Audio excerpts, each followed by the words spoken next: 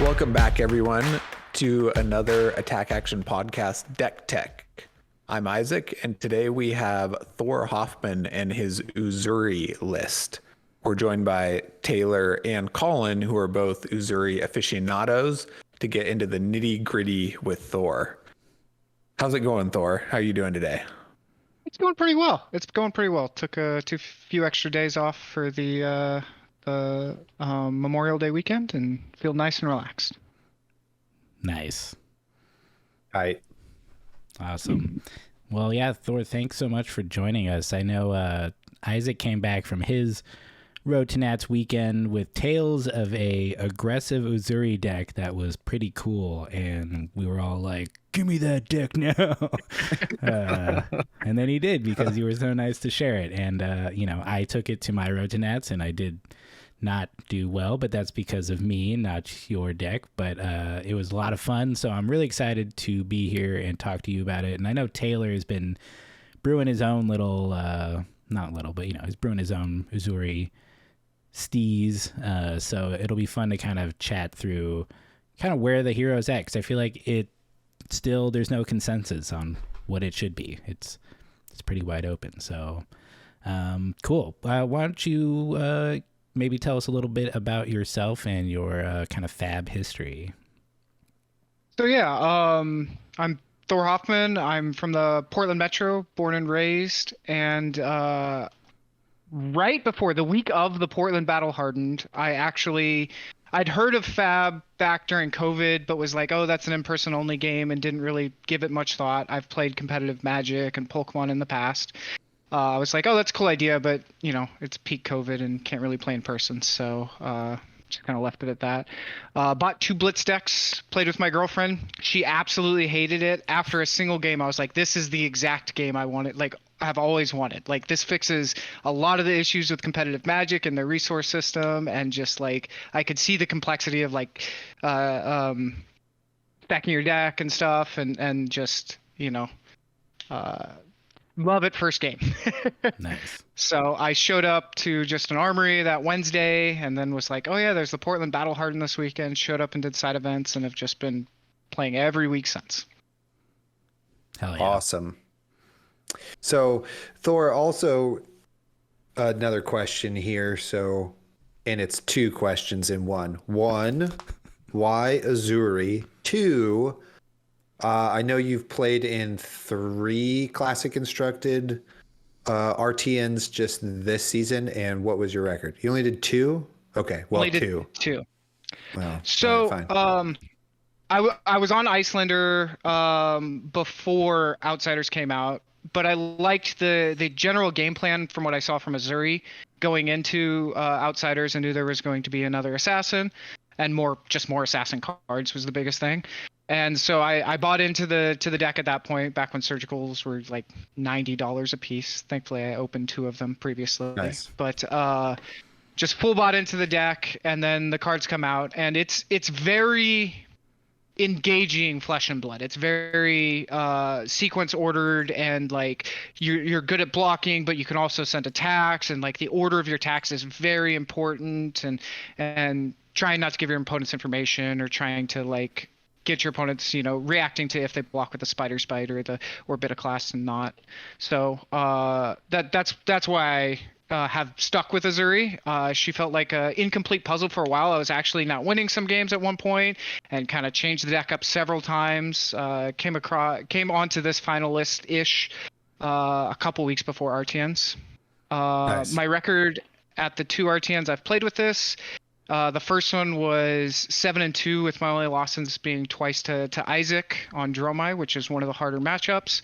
And then the other RTN, I went 5-1, with the only loss being a Katsu in the second round, where 2 of my Codex of Frailties and 3D reacts were at the very bottom of my deck, so I didn't quite get to those. And yeah, I did concede the last round to a friend, so that I had 3 friends who were first, second, ended up 4th place, would not face each other in the top 8. But we did play it out, and I did win that one, so I'm counting that as our 10 top 8. Good for you. Hell yeah.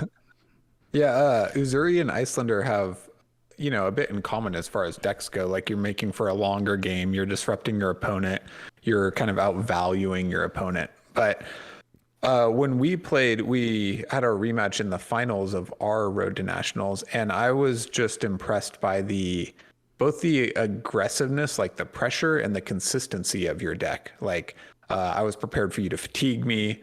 I was like watching out for all kinds of play styles, and just that consistent pressure was a lot, and it made me a huge fan of your deck. I wanted to check out the list, and I wanted to hear more. Yeah. So one thing, and we'll get into like the certain cards and stuff, but when sideboarded into the full aggressive package, I can pretty much, except for Oldhim, of course, guarantee that we're not going to second cycle. I may die before we go to second cycle, but we're not going to go to second cycle, or we may barely get there type of scenario. It's not going to the very long game. So Nice. that's kind of. I'm curious, like why you went for this aggressive style, and is that like your normal? Are you normally attracted kind of aggro decks, or? I'm actually not normally. I'm like Icelander previously. I generally like control decks, but not like a full control package like an Oldhim where I'm trying to fatigue my opponent. I still want to win the game. I want to put pressure on them, but I do want to be more on the, like, I'm controlling the tempo and deciding how the game's going. You have honor. You can say that, I guess. But the way I ended up on this package specifically was I had matchups like Dromai or Oldhim, and then also matchups that just outraced me, where I was like, I'm not going to be able to win a game of just blocking and drawing this game out, because they're going to kill me before I can do that. So I have to have a package where I can just go as fast as they can, and my disruption's enough that their turns get shut down enough that I can, I can push the damage almost as well as most aggro decks. Yeah, one thing I have found in my personal Uzuri journey is, even though the deck is like, your specific deck runs 12 blues, and so that's like a lot of red cards, it still doesn't feel quite like aggro decks. You know what I mean? Like, you're still willing to block. You still have, like, maybe I'm only sending one attack, but it's like the right attack for the moment. So Uzuri fits into this, like, this really intriguing place for me, where you get to play a bunch of really sick red cards, but you get to play a really interactive game with your opponent. And that's what makes the deck really fun for me, and why she's like slowly climbing the list of my favorite heroes to play as.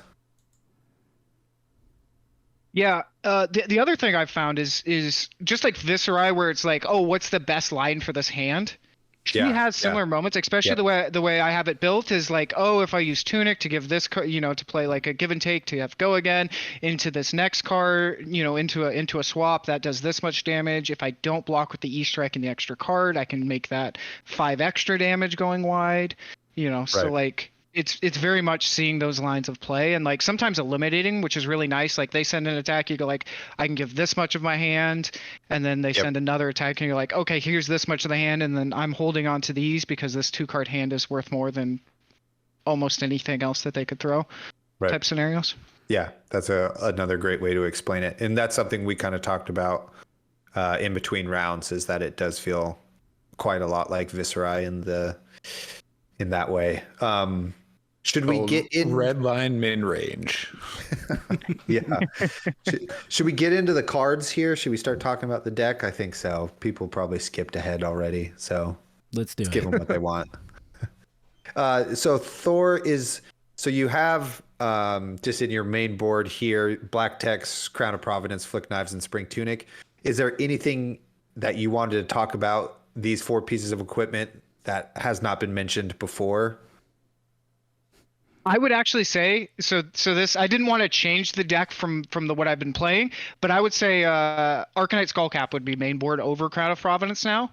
Cool. Versus most matchups, having the 2 blocks on breakpoints is so much more value. You still need Crown of Providence for like CNC matchups, but those breakpoints versus the Rangers and Briar and stuff have been a lot more value. Yes, that's 100% something I switched in after this previous weekend where we hung out was I was just like, I just need one more block, basically. That would be really great right now. So cool.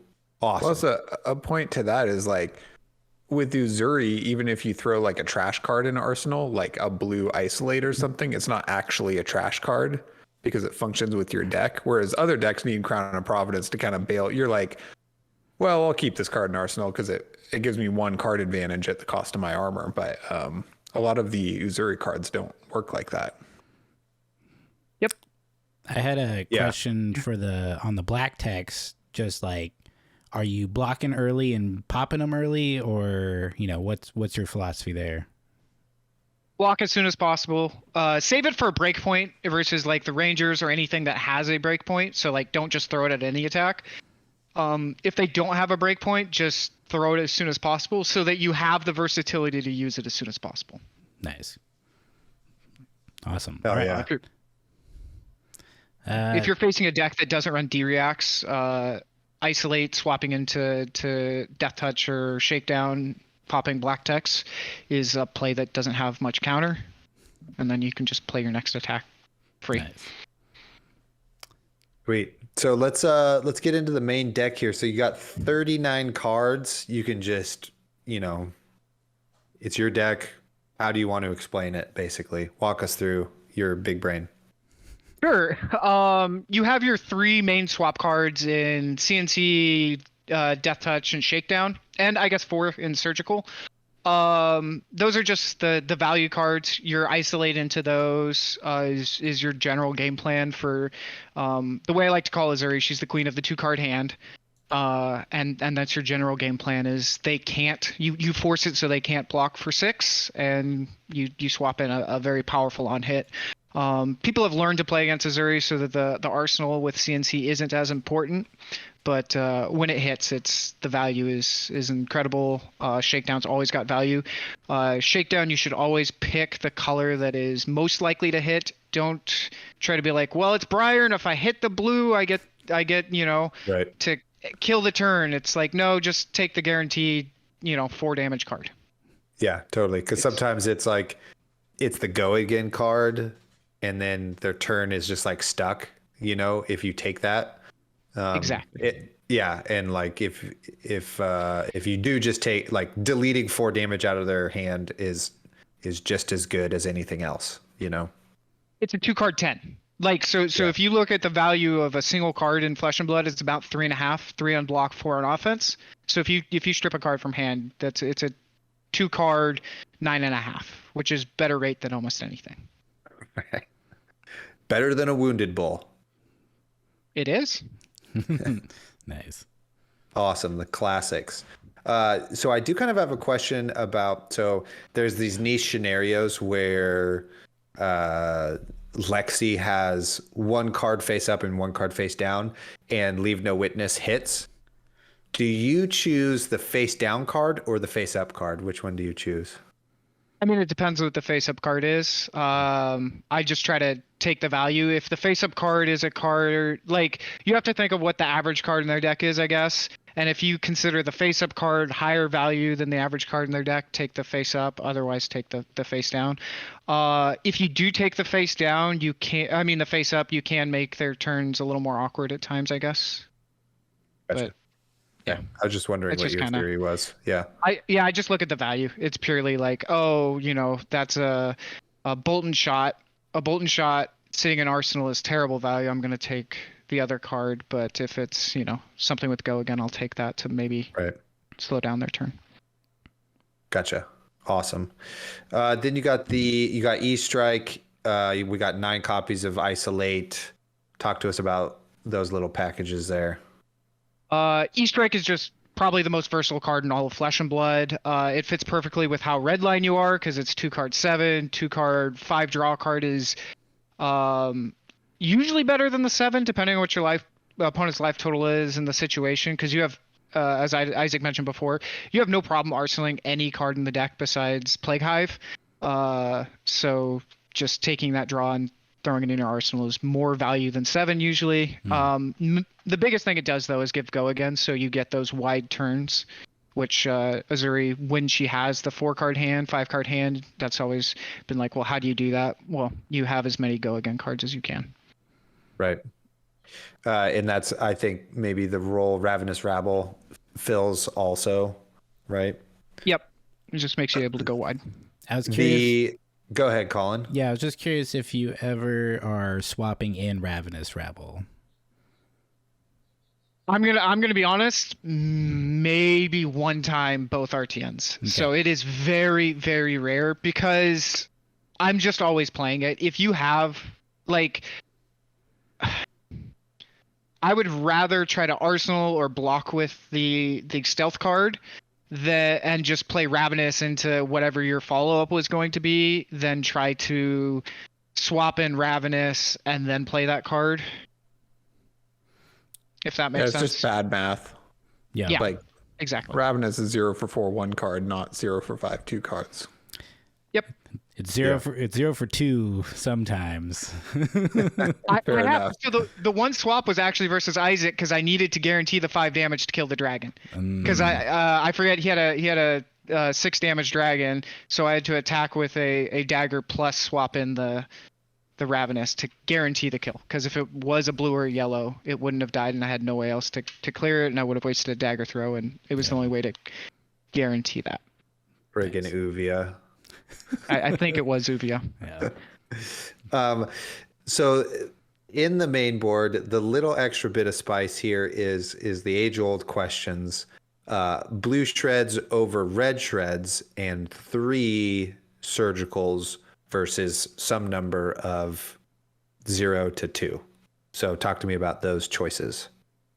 So I do like having a critical number of blues to be able to dagger Codex of Frailty CNC. That's a very strong line that still exists in the deck that has a ton of value. Surgical Extraction's the best on hit in the game. Because with Shakedown you have to pick the card beforehand. Being able to look at your opponent's hand and just sometimes completely kill. I faced a Briar at the first RTN I had where I hit I don't know I think it was a surgical, but it might have been a Shakedown. Either way, they had 4 reds, and just being able to perfectly take the correct card is more value than even the 3.5. Like I said, at that point, like it's hard to put numbers on, but it can be up to like 10 value because you can completely kill a turn with just taking a single card.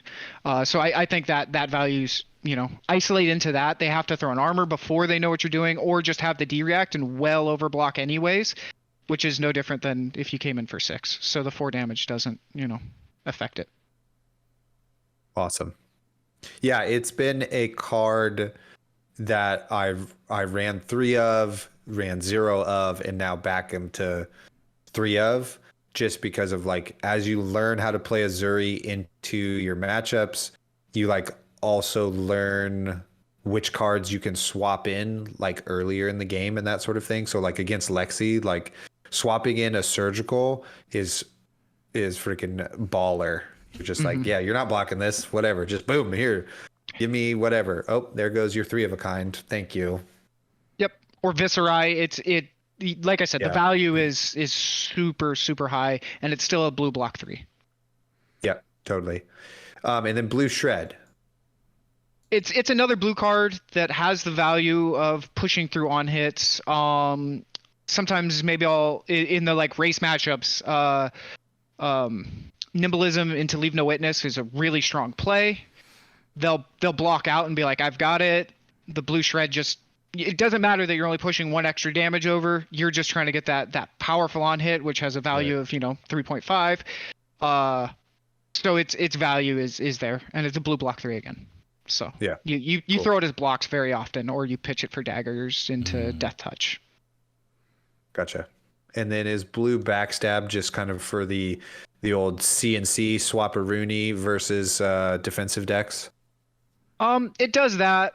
It's also I wanted 12 blues. I felt 12 was the good number for being able to line up plays, dagger attack, Codex of Frailty into pulling back your death touch. Like you have more than 3 death touches in the deck because the way it plays with Codex of Frailty. being able to set up more turns of that is very strong.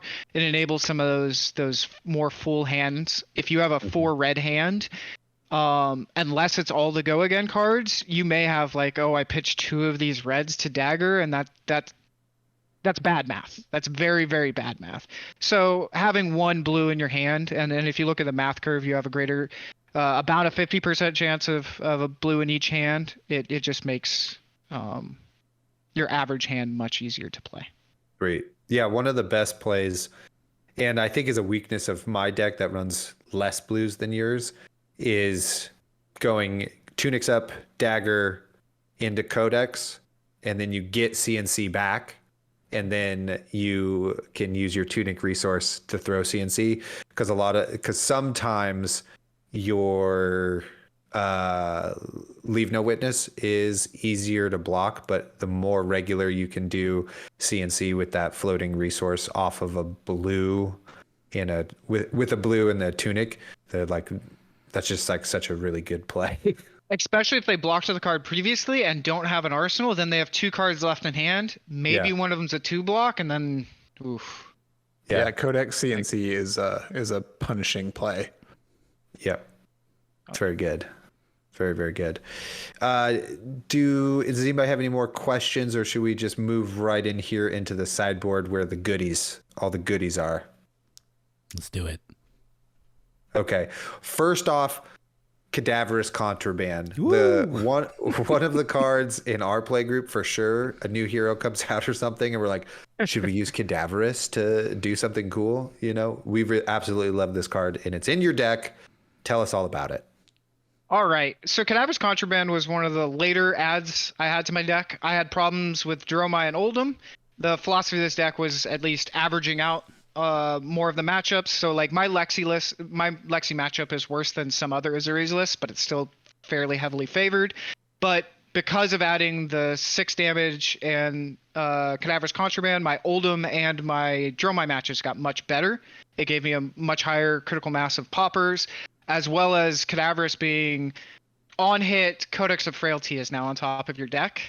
Yep. And Codex of Frailty is maybe the highest value card in the game. I think Channel Lake Frigid at times can be as high value, but yeah, I was gonna ask, for Give and Take and Cadaverous, are you pretty much just always fetching a Codex? If there is not one in there, I have to choose Nimblism sometimes. But yeah, for the most part, if given the option, it's always Codex of Frailty. With Give and Take, like you said, actually, it's sometimes a different action. Like you may choose CNC versus Dromai, for instance, or depending on what like hand you can line up in the future. Codex doesn't block 3. If it's late in the game and you're like, I don't want to get a block 2 right now, you'll throw a block 3 on top. I love Give and Take in this deck. That was like the aha moment for me in my Uzuri list when I was like, oh my God, Give and Take is so good. It's either like 9 free damage or 6 codexes. And it's like an extra thing to spend Tunic on, which you like definitely need in this deck. It's so good. That's actually how I came back to Give and Take. I started with it at the beginning when people thought you could swap and still get the Give and Take effect off the Uzuri swap. Some people thought that initially, which I was one of them, because it's very minute in the rules on how it's written. Right. But I came to the same conclusion as I had Tunic just sitting up way too much. I'm like, I had Tunic up for 4 turns. That means I'm not efficiently using Tunic. What can I add to my deck that one gives me go wider on turns and gives me efficiency on attacks? It also blocks for 3, so it fits every single role you need from a card in this deck. And yeah, it is a main board card now. I have it in the sideboard because that's when I started the RTN season, was like, it's a sideboard, but it was like you just bring it into every single deck. Awesome. You also have Come to Fight and Nimblism. Talk to us about those additions. I think that's a little more niche that we haven't seen yet. They fit 2 different roles. So Come to Fight costs a resource. It fills a similar niche as the Give and Take, right? It's 3 extra damage with it goes tall instead of wide, but it allows you to play an extra card off of a single resource. So you can dagger, come to fight into Codex of Frailty, Tunic, Death Touch, right? Like you get those lines of plays out of it. So it's utilizing that spare resource that Uzuri has very frequently.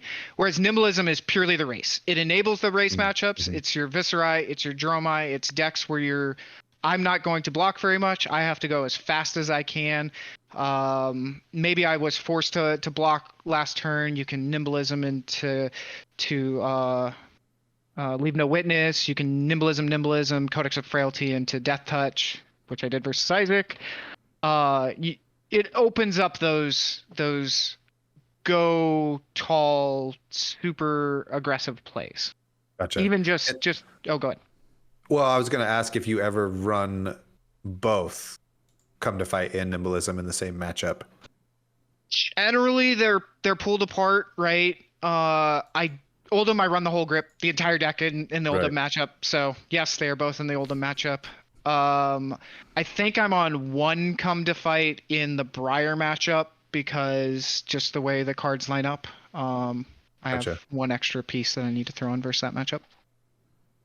Cool. Yeah, Come to Fight gets ahead. really good when it lines up with your cost curve, because costing one is pretty rough on some decks, but if it just smooths or it lines up with your cost curve anyway, being able to go tall on these attacks that are normally limited by what can pump them, like Cadaver's Contraband or CNC or whatever you're targeting, it's just like really, really powerful. Like normally cards like Pummel come to 4 resources and are really awkward, but Come to Fight just like nicely pumps them to a really, really difficult break point. Yep. Single blue, 9 damage with a powerful on hit. Really strong. And you can play it before playing Codex of Frailty. The effect stays in play into the attack that you come in afterwards. Awesome. When we played, I was unsure what you were trying to fetch with Cadaver's Contraband. I figured it was probably Codex, but I didn't know exactly. I was like, is he doing something crazy here? So I just like always blocked him. It's like, I'm not going to roll the dice here. We got to block him out. Like, fair. You also have 6 extra red stealth cards. Tell me about why we have those in, why we aren't mainboarding 6 more, etc. So yeah, they're powerful on hits. They are stealth cards, which smooths out your hands to like have a stealth card into CNC, into your powerful on hits. They also get affected by Nimblism, but if you look at the entire package of my sideboard, I have a full package that are all 3 or D reacts, so 3 or 4 blocks. So the only 2 blocks in my deck become Codex of Frailty, Death Touch, and Ravenous Ravel, which is really powerful versus decks you want to block. Right? You don't end up with the hands of, I've got 3 2 blocks or two blocks, and they don't synchronize very well with each other. If you have, you never want a hand with like Razor Reflex and Ravenous Ravel. Right, that's a terrible hand, and so versus decks you want to block versus you're trying to minimize that, because you want to block with the 3 cards. Sometimes you're forced to with the breakpoints. You're like block with Ravenous plus Black Tech to prevent the Searing Shot on hit, those kind of things. So you have this. They were just smoothing out. Plus they're very relevant on hits. Infect is a 1 card 5 if they let it hit, and a lot of aggro decks are like, do I let that hit? That's a 1 card 5. And then Wither versus Ninjas and the Rangers is just a lot of value if you give them a Frailty token. Hell yeah.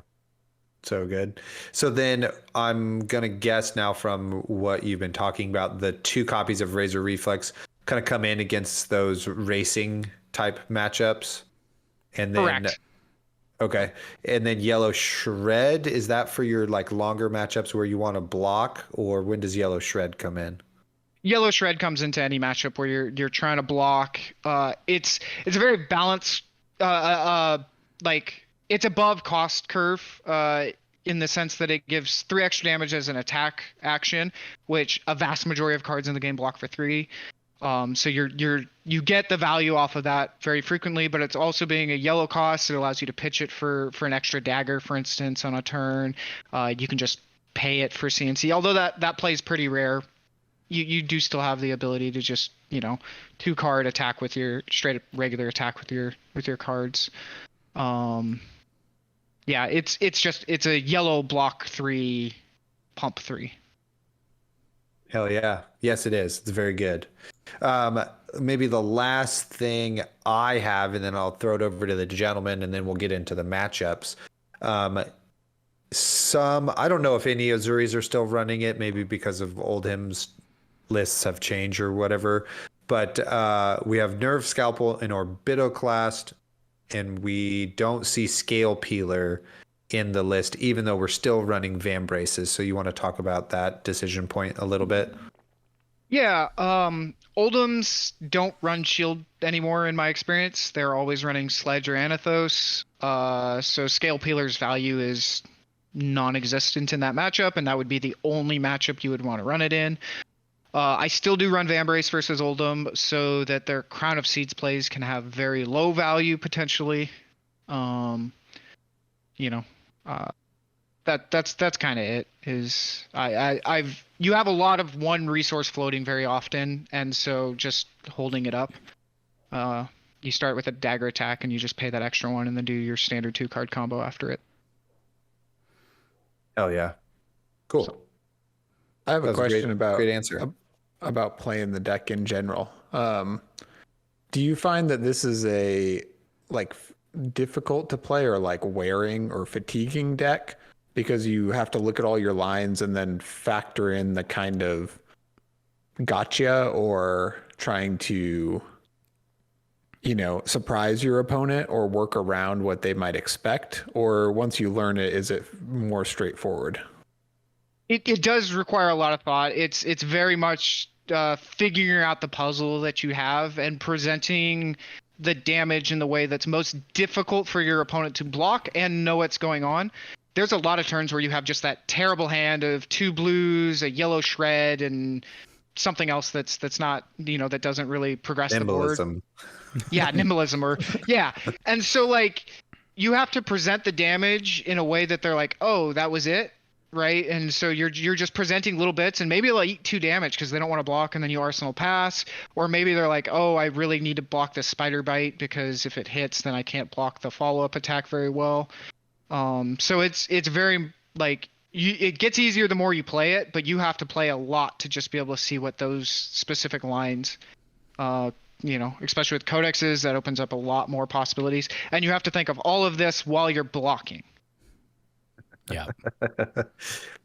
I think that's just such a great summation of what makes Uzuri so cool and what makes the daggers so cool, Spider's Bite, and all of these on-hit effects that we're not really used to. Is that exact thing, is you have to play enough to know how the cascading most, or the most used decision points your opponents will have after you make the attack and that sort of thing. And it's like an experience thing, and it's hard to talk about. That's a whole other separate video. Do I Spider's Bite here, or do I do this other thing? That's the question. The high level is when they're at fairly low life, you're at the very end of the game, and you want to deal damage with say Spider's Bite because you want their blocks to be inefficient on the next attack. So when you attack the Ravenous Rabble at the reaction stage, that's when you throw the dagger for your next attack, so that they're guaranteed the less block. Yeah. So good. Nice. Yeah. Yeah. I do have another question. I want to get into nimblism a bit more because it seems like a very high level inclusion here. So at face value, to me, who hasn't played much Uzuri, it would seem that nimblism would get a bit clunky. If you have a hand where you're going to play nimblism, a stealth card, and then Uzuri swap, right? The stealth card's going to eat the nimblism, and nimblism also blocks for 2. And tell me a little about how you make sure to efficiently use nimblism every time, or when you draw it, when you see it. Yeah, so there's some slight ways to inefficiently use nimblism, right? You have your say you have a Ravenous Ravel and then you're wanting to do the swap. You may have to keep the nimblism the Ravenous Ravel, and then do your swap combo, but you're still then getting 3 points of value out of that. A lot of the times when you're blocking, you're thinking, okay, what does a 2 or 3 card hand do? And if you have an empty arsenal slot, forcing nimblism into the arsenal is very powerful. Because then the next turn that you draw a Codex, not necessarily a Death Touch usually, but your next Codex, your next Infect, Wither, Leave No Witness is the god, right? Like those all become powerful, so you can block 9, Nimblism, Leave No Witness off of a 1 card hand.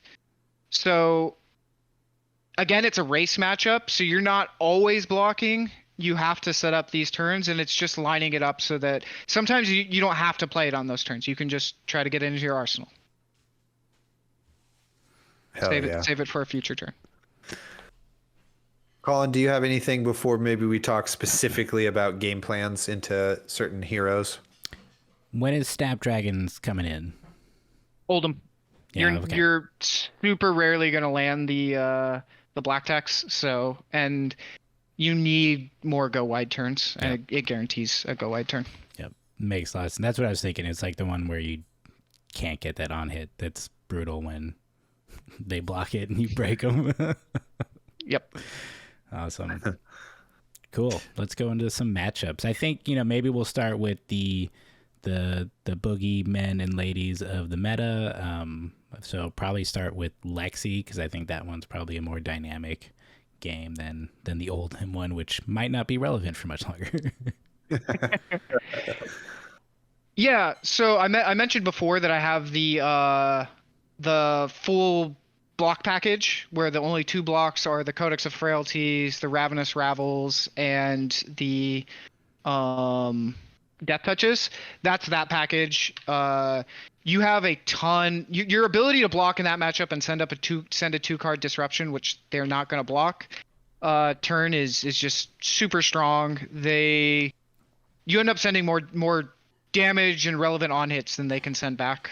It ends up not being a super close matchup unless they get like a really powerful Arctic Incarceration turn off on you. They always did against me. They usually have one. They have to have like 2 of them usually to make up for it. You always want to go second. Sweet. Nice. So then, go ahead, Colin. Go ahead. I was just gonna say, like, how much are you still like blocking as much as you need to, or are you trying to identify like the best arrow to block, or are you just trying to tank damage and throw it back? So you want to block as much as you can and send as much back as you can. You're generally not you don't want too many empty turns, because empty turns have very low value. You're trying to block 2, put your black tech for the break point, eat one of their smaller arrows, or and just be like, yeah, you did 5 damage to me this turn, I'm coming back with 6 and a relevant on hit, right? Your ability to attack their arsenal makes it so a good Lexi will not do setup turns versus you. So you're not getting those 6 hand turns with the double arsenal and 4.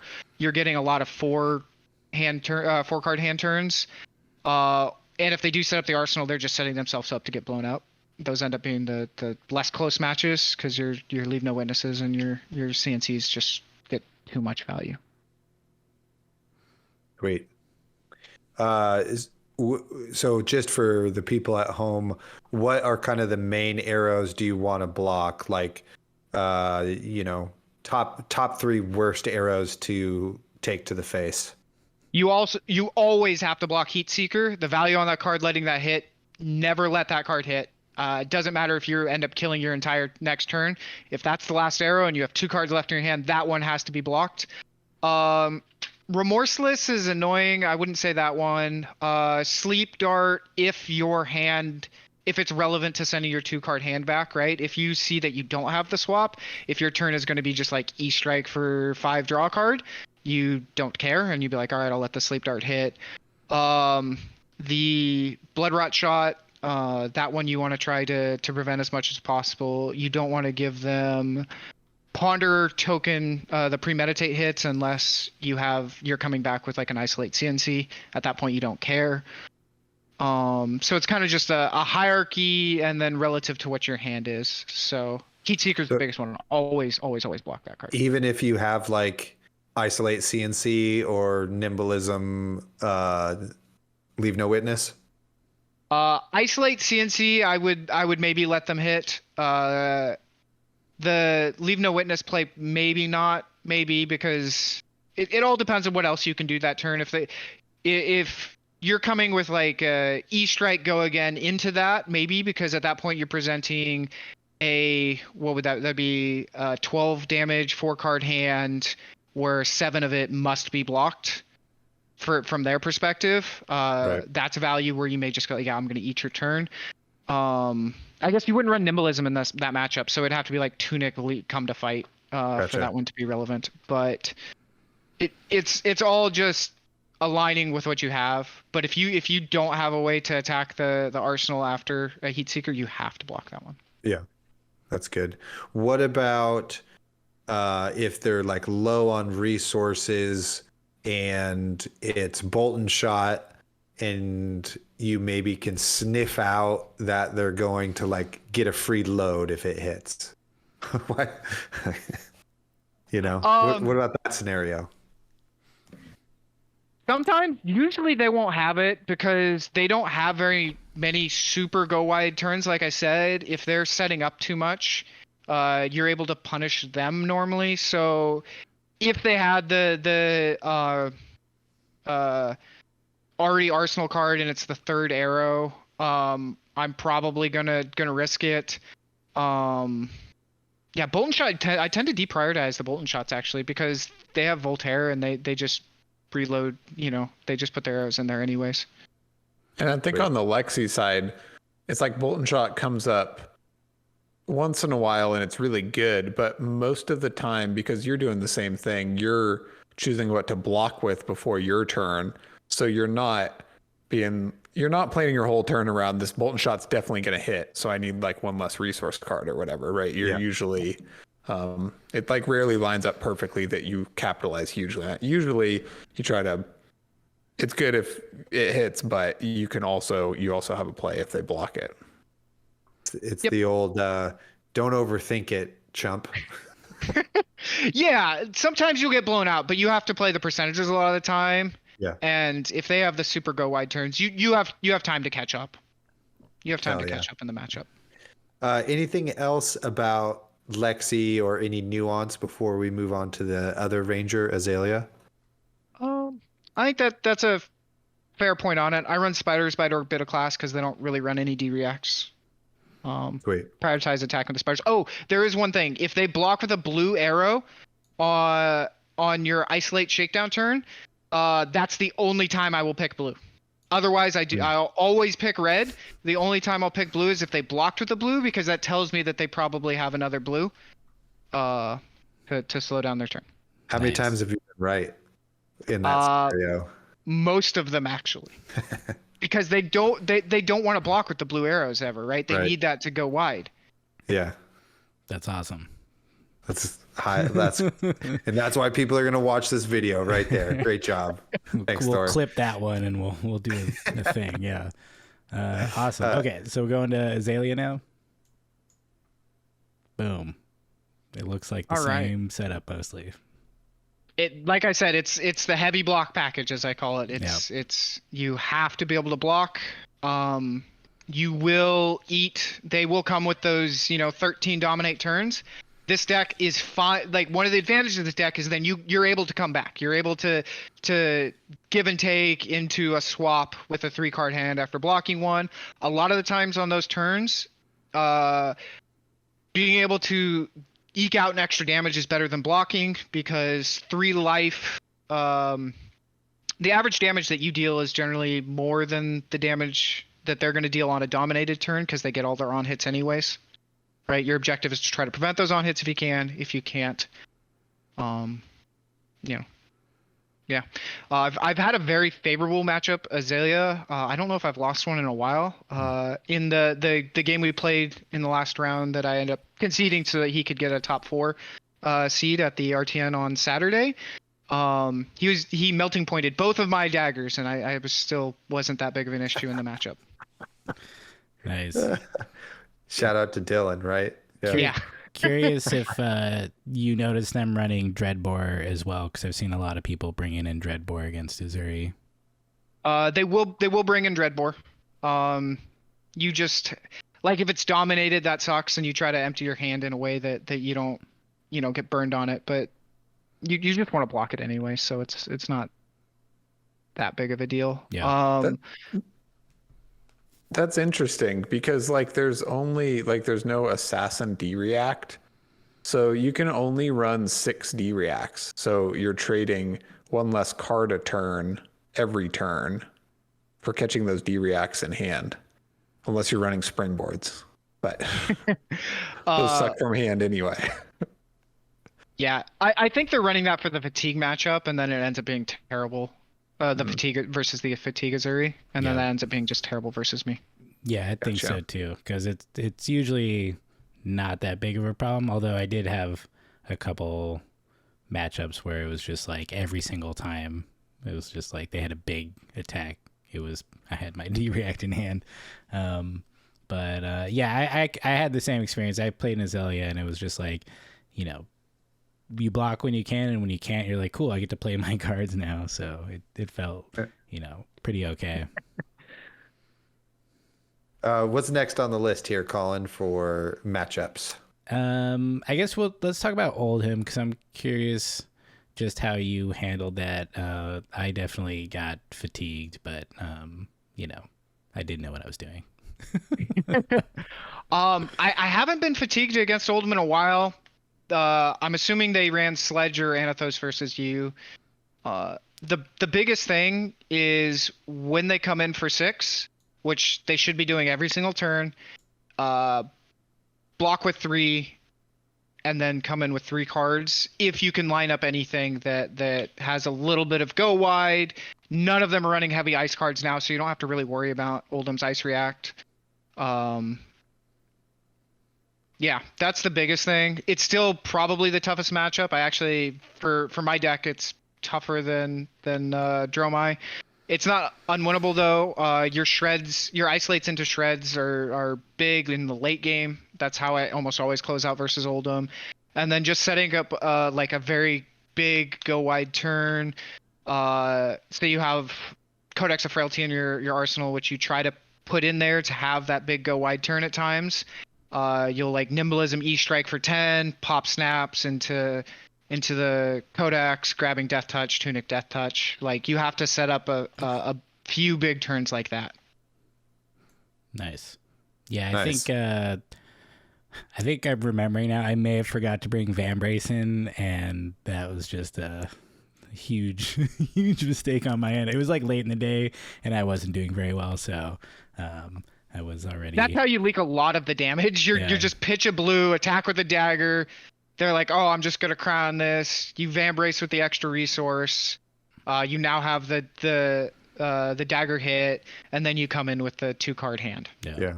Totally. Even if they block the 2-card hand, you whittle them down and set up a few big plays. Then that was something interesting that you talked to me about, was like red isolate into shred, and they like block with a card, and then you just shred it, and you're like, take 3 damage. That's the pretty killing smart. blow. Yeah, That's the pretty killing cool. blow usually. Yeah. Because Nice. they have to block as if you're going to swap, because that's usually what you're doing with those. And they've already blocked with a card from hand. If they don't have a D-react in their arsenal, game's over. Yeah. Very good. Very, Awesome. very good. I love it. So then let's talk about Dromai, I guess. Dromai next.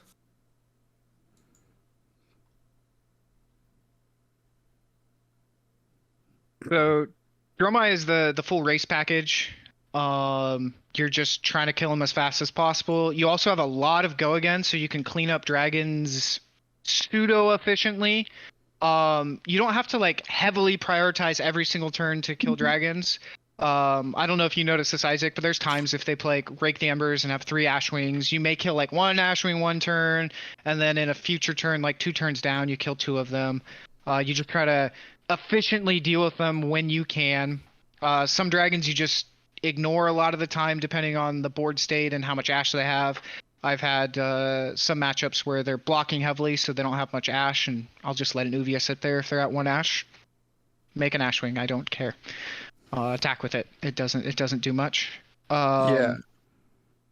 I was gonna say, I think it's important to, like, as Dromai, or when you're facing Dromai, if you clean up all their dragons but leave Dromai with like 5 cards and then just rinse repeat, Dromai's just winning, right? Because she gets to attack you, deal a bit of damage, and then like always just play more dragons out. So keeping the pressure on her life total up, I mean, because you could do 40 damage really fast, right? So stripping cards, pressuring her life total, and hammering with those on hits is like, I think you're correct. I think that's like definitely the way to go for sure. And then cleaning up dragons as it's efficient, right? Like playing Rabble or whatever is a really good way to like kill their value. Rabble targeting a Kylori is generally worth it. You're guaranteed to kill even if you reveal blue. You know, like I said, I swapped into it to kill an Uvia, I think. He had a ton of ash though, so I had to, that was threatening creating a ash wing for quite a while. One of my favorites is Cadaver's Contraband. Is you use that to target the mirror guys, and then you get your Codex of Frailty back because it gets the on hit. Cool. Nice. That's cool. That is cool. Yeah, because it says hits, not a hero. Excellent. Yeah, Wow, that's baller tech. Okay, mind blown. And I believe you bring in Orbitoclast in this matchup as well. Yeah, yes. I do, because when I'm racing, if I have like a certain lineup of hand, you want them to block with dragons, but sometimes you just want to set up a hand that they can't block with efficiently at all. Right. Like dagger, they block with a card on the second dagger. You're like, yes, I'm fine with that. So you attack with Orbitoclast first, maybe they don't block, and then you attack with Spider's Bite, and they have to block. They block with a dragon so that they don't have their other dragon in their hand block for 2 on the relevant swap. Right. If you can strip all 4 cards out of their hand, you only have to deal with a single dragon attack next turn. So that's a huge advantage that you want to try to play to. Make them constantly aware of that. If they have several dragons on the field, Clearing Chromize is very important. So if you can dagger Chromai, get rid of it or pop it. That one gets too much value. You do have a lot of poppers. Yeah. Mm-hmm. That's adding the Cadaver's Contraband for the Oldhim and the Dromai matchup, finding room for that. It also gets run in some of the other race matchups because it's just really good swap when they're not blocking. But nice. Yeah, my Dromai tech is a little bit different than yours. So like I ran Hurl because I liked using that as like a dragon clearer. That and Rabble felt really good. And I was running, instead of Cadaverous, I was running Humble because it felt like it functioned as a swap target also. So if they didn't block it, I could swap it, and then you have 5 dragons out. Well, guess what? I humble you, and now you can only attack with 1 of them. But Cadaverous might be more powerful playing into your strengths rather than playing into like, haha, I gotcha. Getting a Codex back is so much value. Also, Humble is useless versus Oldhim, or virtually useless, and Cadaverous was threatening get a Codex of Frailty, which is incredible value back. Yeah, those are great points. Kind of Nice. That's a thought there. Cool. Who next? Let's talk about the ninjas. So the ninjas are the full block package. You have to be very wary of the combo lines on Katsu, trying not to give them value off Mask of Momentum. Your ability to block 4 damage though is gigantic in this matchup. So your ability to just throw Black Tech plus a card, your Arcanite Skullcap plus a card. If you have a D-React in a hand, you can just single card block their breakpoints. To prevent them from drawing cards as well off of Mask of Momentum. Just kind of that's the way you get value. Then you get your 2-card hands. They don't want to arsenal again, so they don't have 5-card hands that they want. Same with Fi. It's kind of terrifying. It shuts down the plays where Fi's maybe like, oh, I got my Phoenix Flame back, I'm going to arsenal it. They don't ever want to do that. I mean, I guess they could, but they do lose the value on it, so they're just going to play it. So you're facing 4-card ninjas more often with good breakpoints, and then you're on hits. You're just able to look at the Katsu's hand with Shakedown and see what he's going to do next turn. Nice. Oh, that's nice. Because knowing what cards they're holding is huge. Yeah. Yep. And that's why, like, surgical, right? So surgical, if they block 3 and you only get 1 damage through, you still know exactly what you're facing the next turn. And that's true with every deck. Katsu more than pretty much anyone else. Fi as well. Yeah, because if they have Ancestral or not is a big question. Yes. Hate that you know to card. block beforehand. Oh, Yeah, exactly. Awesome. Go ahead, Colin. Now, what next? What do you want to hear next? Well, what else is really relevant? There is some Viserai floating around. I don't know if we need to spend our time on like the Boltons and the Levias and that sort of thing. Well, but Briar and Viserai, though. Yeah, the Especially Rune Briar Blades. is huge. yeah, So I'll start with Viserai because that one's the tougher of the 2 matchups because the amount of mixed damage he sends, and it's better with the 12 blues, but it's and you run a decent amount of yellows too, but it's still hard to block out efficiently. So I consider that like the purest race matchup you have because he doesn't have too many on hits. You're just trying to get as much value out of like go agains, razor reflexing your death touches, maximizing like Ravenous into Nimblism into Leave No Witness type plays. You just want to get as much value as you can. If you ever hit with a Shakedown, always pick red to reduce their potential damage turns. It's a race, and Viserai is very good at racing, so that one's a tough one. And your weapon does 1 damage for 2 cost, and theirs does 4 damage for 1 cost. It's balanced. Fair. I love pitching Plague Hive to block arcane damage. It's really fun. yeah, that's the best. Yeah, I have gotten the wins off of that. Really? Yeah. Nice. One thing I haven't gotten to mention about this deck, it's really good at whittling both players down evenly, and you Yeah. have more tools to push through damage at the end than most decks. yeah, With your shreds, your swap, isolate into swap, like you can, when the hands get to the point where it's like, oh, you have to block with all your cards and maybe try to save 1 or 2. You do a better job at that with flick knives and stuff than any other deck. that's a really great point. And one of the things, you very quickly find out about Uzuri is you go like, oh shit, we're both going down, and then you're like, oh sick, isolate into death touch. I'll just block with these cards. Night sucker. Which is pretty fun. The Briar And the matchup. Briar, yeah. Yeah, Briar is interesting. If you notice, I only have AB1 on the hands, which I don't bring in versus Briar. I keep the flick knives. And if I have to use Skull Cap at the end of the game for Rosetta, that's kind of what you have to do. I have come out of a game where I've had to do that. Generally, your on hits are very effective versus Briar. Also being able to block breakpoints extremely well, because on channel mounts, they're trying to come in for like 7. You can block those well to prevent the embodiment. Don't be super afraid of the embodiment of Earth either, because if you're isolating into a Death Touch or a CNC, they can still only block with 1 card, so it's only 1 extra damage blocked.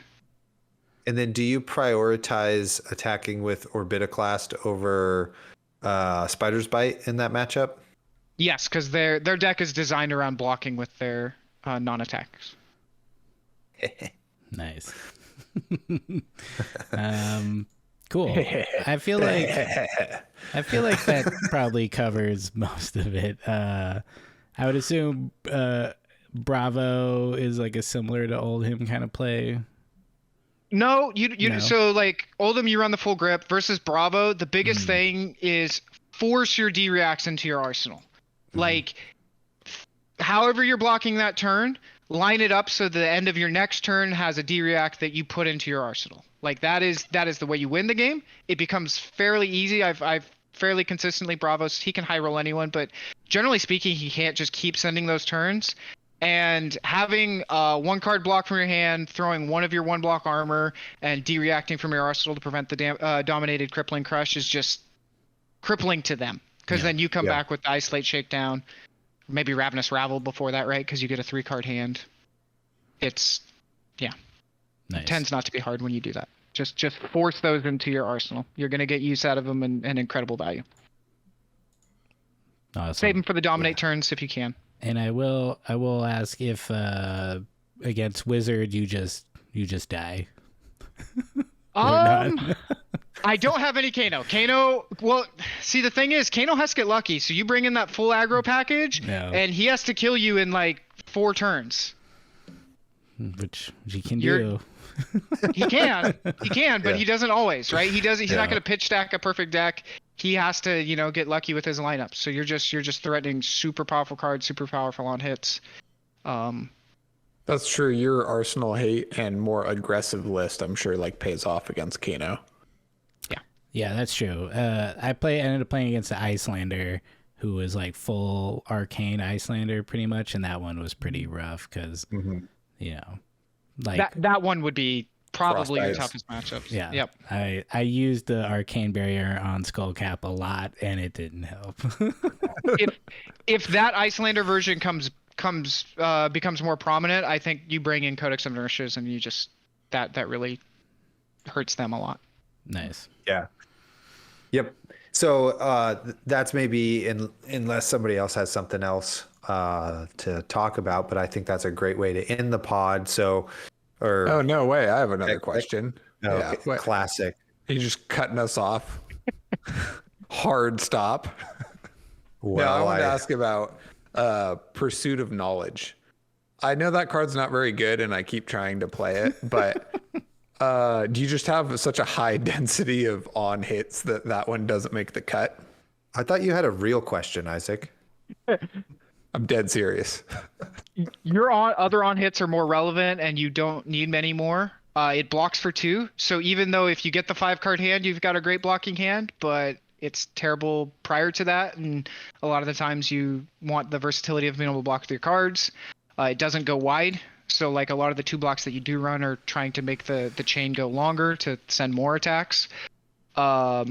And then if you do have a 5-card hand, even though this deck is better at utilizing them, you still don't want to try to go like super crazy, wide hands. Yeah. I had a similar question about another beautiful card called Rifting, and if you thought about that one at all. I have given it thought. I kept just trying to think. The only thing it plays well with is Codex of Frailty, and that's not enough. Yeah. That's just not enough. Yeah, it's got to line up too much. I think Cadaverous is a really nuanced choice for sure. I think, I had one more I was going to bring up. Oh, I did want to ask, have you thought about tweak a little bit more with the deck to include any more attack reactions? I slipped in one Spreading Plague just, to add my own little spice there, which when it does hit, it's like, because, the people, they just start blocking 6 every time, and you're like, cool, take 2 Blood Rots and, 4 damage on your next turn. But just curious if you had experimented with that, or if it's just not in the game plan for this deck. I actually think I'm kind of at the critical point of attack reactions. I think if you add too many more, you'll have just hands full of them. Once Oldhim's gone, I actually think the Razor Reflexes probably come back out of the deck for something that's a little more consistent, like Hurl or something like that. Yeah, I did try Spreading Plague. I found most of the time I would end up arsenaling it, and it would sit there for like many turns, and I'd be like, I really want a Codex of Frailty this turn, but I have a Spreading Plague sitting there and can't do anything. Yeah, for sure. That's the worst. Awesome. Any other questions, Isaac, Taylor? Nope. Well, Now I that- just was Now gonna that we're ready ask, to quit. where do you see Uzuri landing post Oldhim living legend?